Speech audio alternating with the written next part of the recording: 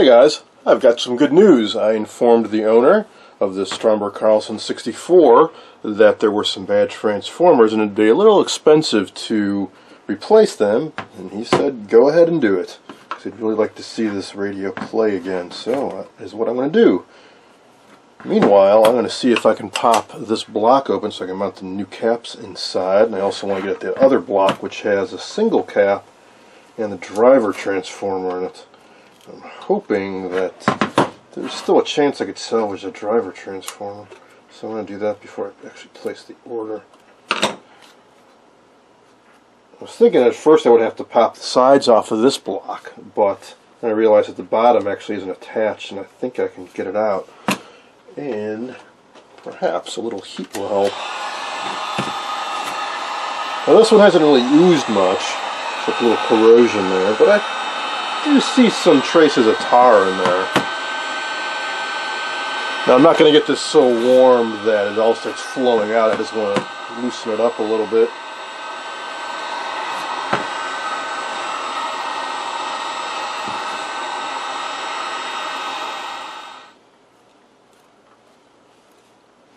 I got enough now that I can just nip away, cut that bottom out.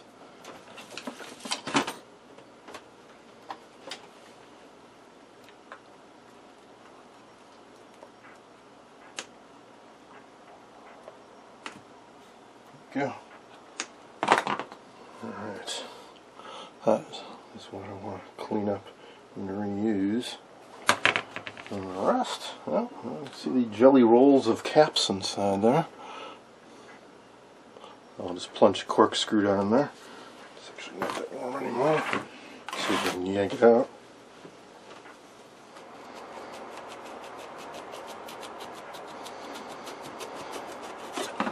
Phew. There it is, finally out. So it actually wasn't all that much tar inside. I think it just swelled up over time. And looks like there's a bit of corrosion in there, which I think was also holding it in place. Focus, so get that all cleaned out. Clean up this. Melt some of that off, chip it off, dissolve it with acetone, whatever it takes. Hide the new caps in that can.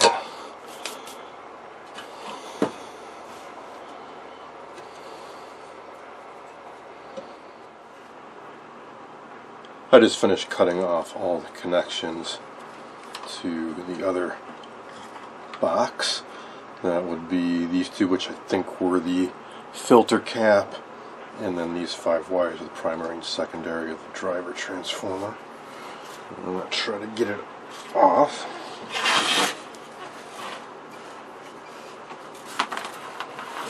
It's held in by screws like the other one. Some were already taken off. I think there's just one left. It's buried under some tar here. Chip some away.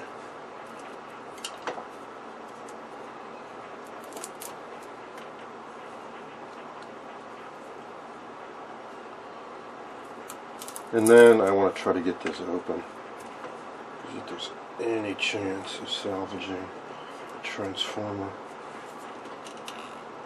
I'd really like to.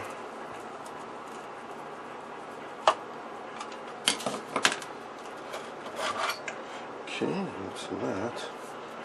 I was curious to see what's inside here. There's so much of the tar has leaked out.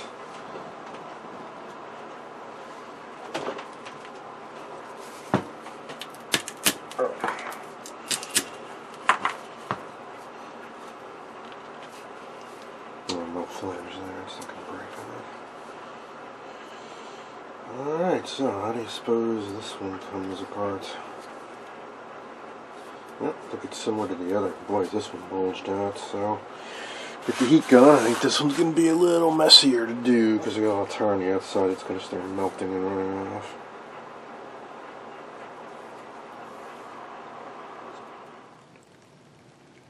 I had to move operations up into the attic because things were getting kind of stinky. So you can see there was an incredible amount of tar in that block. So even though a lot had leaked out, there was still so much more. Tried using a corkscrew again, And that just stabbed into this, which I'm pretty sure is the filter capacitor. And then a bit more work, and eventually got this out, which is the transformer, the driver transformer. And so what's left in there, still a little more tar residue. So I'm not sure if the new one will fit. Let's see what the exact dimensions are. If it does, I'll put it inside there. It's actually underneath all this. It's actually, I think, a conventional frame type transformer, like the output, just like the output transformer on this thing. It's just so covered in tar, it's hard to see. And I really don't think there's much chance of me getting all that off, finding a break somewhere, and repairing it. So we'll just go with the new transformer.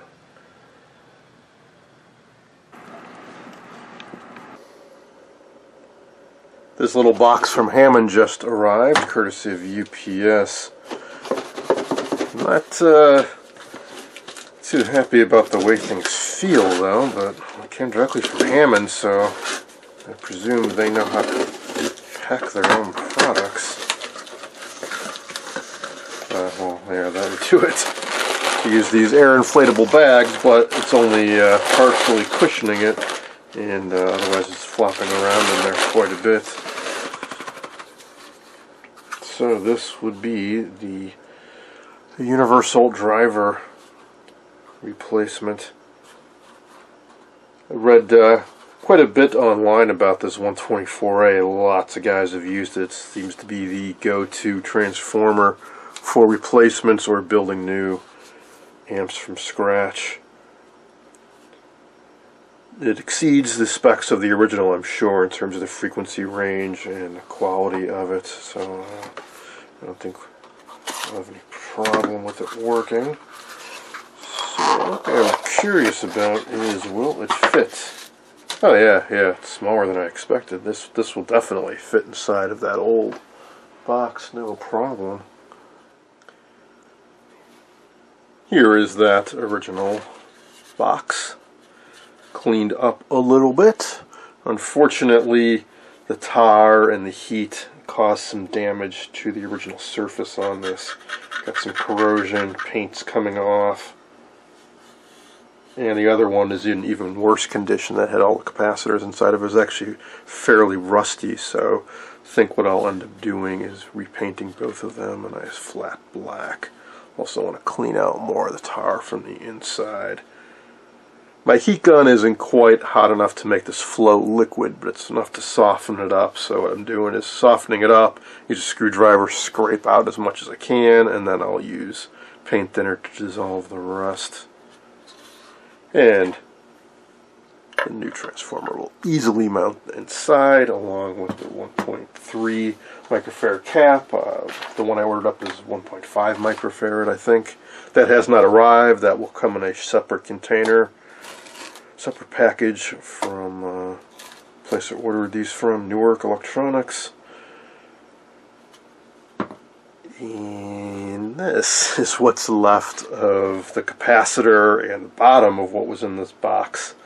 I will endeavor to clean this off and reuse, well, I guess all I'll be reusing is a bit of this wafer board here, but hey, it's got a part number on it. It'd be nice to reuse it if I can.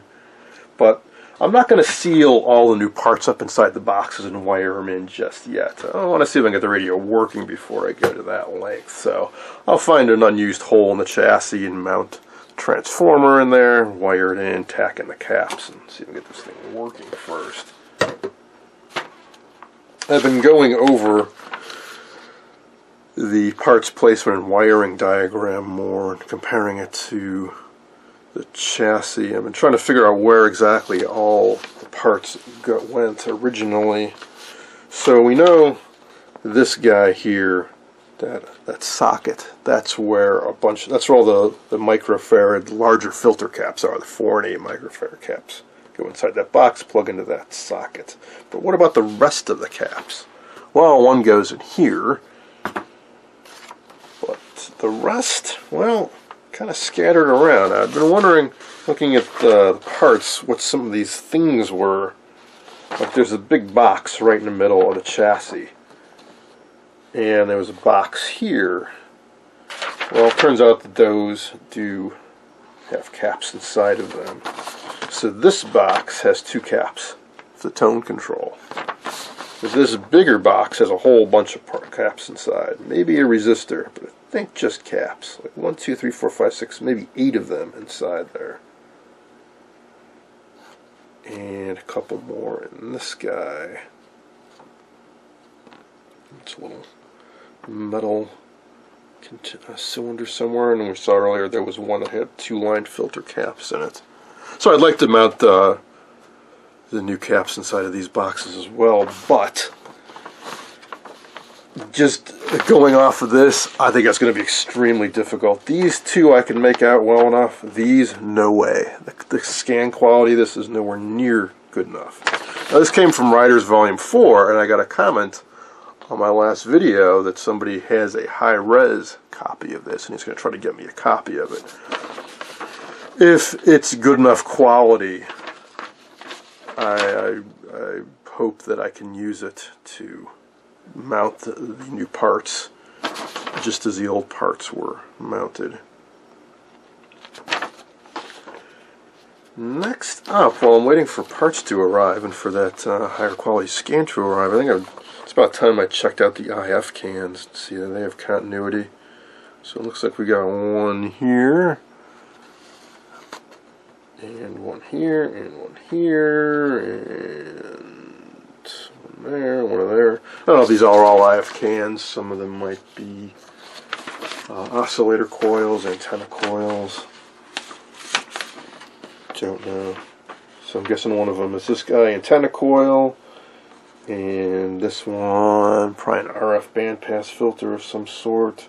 It's got to be some oscillator coils in here, maybe this guy, an IF, and IF. Got to make sure they all have continuity. If not, well, then I'm for some more fun to restore continuity. And this guy appears to have some other components inside. I think 2 trimmer caps, and then maybe a fixed capacitor and resistor down in there.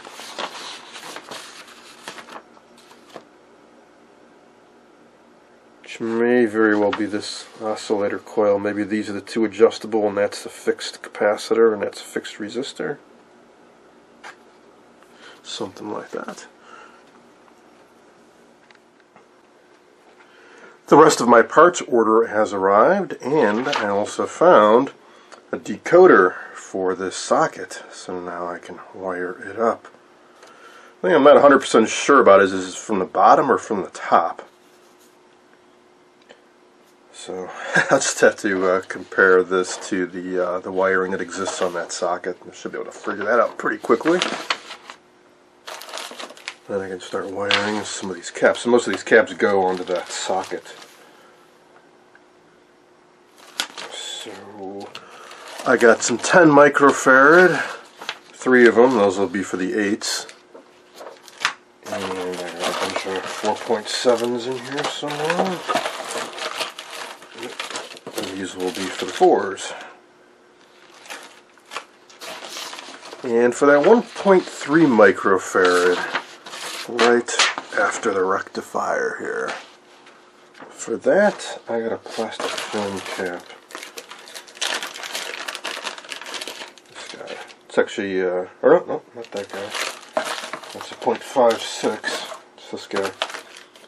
Yeah, and that's something I found curious about this, is that this is a 1.5 and this is a 0.56, but they're the same size and rated for the same voltage. A little bit fatter on this guy. Now I got to thinking about this. I'll use this for some initial power up tests, but eventually I want to replace it with a more robust capacitor. This will probably hold up for quite some time, maybe a very long time, but it's going to see a bit of current, as it's the main filter cap right after the rectifier. Something in a more robust plastic film cap, specifically a motor run capacitor, would be more suitable. But until I dig one of those up, I'll go with this. Also got a 15K power resistor to replace that burned out section on this guy down in here. Now I was able to look at the voltage across it and figure out the wattage, and it came out to I think it was 7.5 watts. Good rule of thumb is to double it, so I'd want to use 15 watts or better. And this is rated for 25 watts, so no problem there. But then there's the question of, well, where do I stick it? It's going to get fairly warm, and I want to mount it securely. And I'd like to, if possible, mount it where the old one was, but we've got two other sections here, which do measure still good, but I figure when one section of a power resistor goes bad, the other two may soon follow, so I want to replace all three. So I'm hunting around and dug up these guys, which are pretty darn close. They're 120 ohms, which is pretty close to the original, which were 115 and 127. And if I string all three together, I think it'll just fit. It's nearly identical. Nearly identical. I think it'll just fit in there. And I can run that screw that's existing down the center of all three and wire them up. And that should work out very nicely.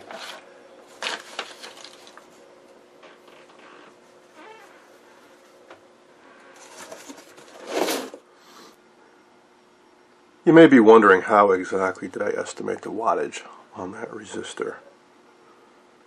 Well, one thing I have to work with is this voltage chart. In particular, they give a voltage for V6 and V7, pin 2, 350 volts. Well, that translates to this on the 42s, which goes to the output transformer, to the center tap, over to this point, which is on the other side of the field coil from that resistor. Now, there's going to be some voltage drop across that field coil. So let's say 25 volts. Maybe we'll have 325 here. Well, power is voltage squared divided by resistance. So if we go 325 times 325 divided by 15,000, we get around 7 watts. Or if you want to be more conservative and just go 350, you get about 8 watts. And as I said, a good rule of thumb is to at least double it. So you'd want to use at least a 15 watt resistor, and I'm using a 25, so plenty of room for safety margin.